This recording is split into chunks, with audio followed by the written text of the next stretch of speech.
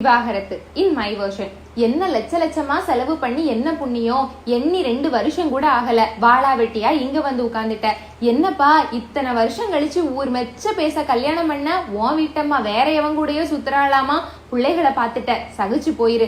அவளை பாரு கெட்டிக்காரி, குடிகாரனா இருந்தாலும் காலத்தை ஓட்டிட்டா, அவன் சந்தேகப்படுறான்னு இங்க வந்து உட்கார்ந்துட்ட.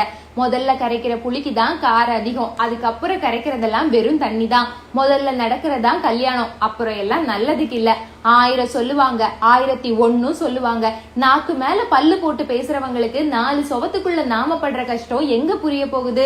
கல்லானாலும் கணவன், புல்லானாலும் புருஷன், காரணமே சரியா இருந்தாலும் கட்டையில போற வரைக்கும் கட்டிக்கிட்டவதான். இதெல்லாம் சொல்றதுக்கும் கேக்குறதுக்கும் சரி. கல்யாணம் முடிஞ்சு போச்சேன்னு கைலாசத்திலேயே குடித்தன நடத்துறது? பிள்ளைங்களை பாத்துட்டோமேன்னு சகிச்சுக்கிட்டு போனா சாகுற வரைக்கும் அதே கதிதான். செத்ததுக்கு பிறகு நெத்தி பொட்டுல வைக்கிற ஒத்த ரூபாய தவிர வேற ஒண்ணு சொந்தம் இல்ல. நீ வாழுற வாழ்க்கை உனக்கு பிடிக்கலன்னா விட்டு உதறு. எவளிடமும் சகித்து போக வேண்டியதில்லை. சேர்ந்து சோகத்தில் வாழ்வதை விட தனித்து சந்தோஷமாக வாழலாம். ஒரு வாழ்க்கை உயிரை கொடுத்து மூச்சை தக்க வைத்துக் கொள்வதை விட விட்டு விலகி சுதந்திரமாக சுவாசிக்கலாம்.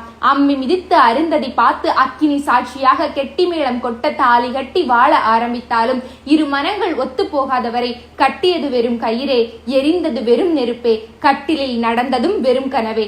மறுத்து வாழலாம், மறந்தும் வாழலாம். நன்றி.